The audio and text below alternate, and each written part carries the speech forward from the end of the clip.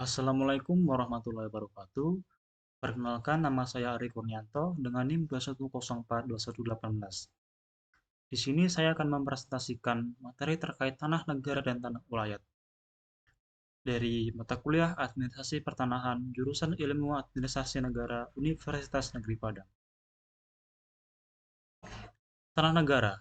Tanah negara merupakan tanah yang dikuasai langsung oleh negara, di mana ini diatur dalam pasal 33 ayat 3 Undang-Undang Dasar 1945 dan Undang-Undang Pokok Agraria Nomor 5 Tahun 1960. Adapun jenis-jenis tanah negara. Yang pertama, tanah yang tidak dimiliki dengan sesuatu hak atas tanah, di mana tanah yang belum ada pemiliknya atau belum diberikan hak atas tanah. Jenis tanah ini secara otomatis menjadi tanah yang dikuasai langsung oleh negara. Yang kedua, tanah yang sengaja dikuasai negara untuk kepentingan umum.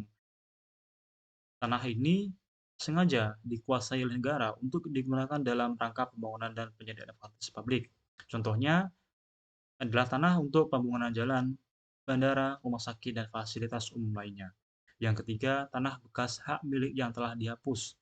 Tanah-tanah ini sebelumnya dimiliki dengan hak milik namun kemudian haknya dihapus. Misalnya, karena pemiliknya meninggal tanpa ahli waris atau tanahnya dicabut untuk kepentingan umum. Kemudian yang keempat, tanah yang diserahkan secara sukarela oleh pemiliknya. Tanah yang dengan sukarela diserahkan oleh pemiliknya kepada negara, ini dapat terjadi karena berbagai alasan seperti ketidakmampuan mengelola atau memiliki tanah tersebut. Dalam pengelolaan tanah negara, pemerintah berwenang untuk mengatur dan mengelola menggunakan untuk kepentingan negara dan masyarakat dan memberikan hak atas tanah kepada perorangan maupun badan hukum. Ada pula hak ulayat.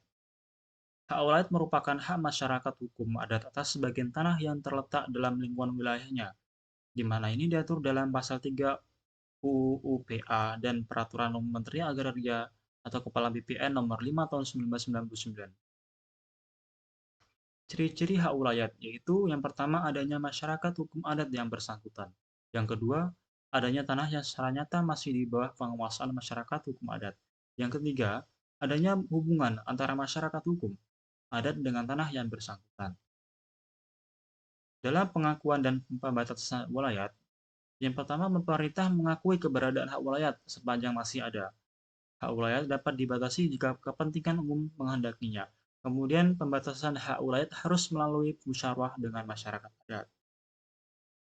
Itu tadi penyampaian materi tentang terkait tanah negara dan hak wilayat. Sekian dari penyampaian saya ucapkan terima kasih.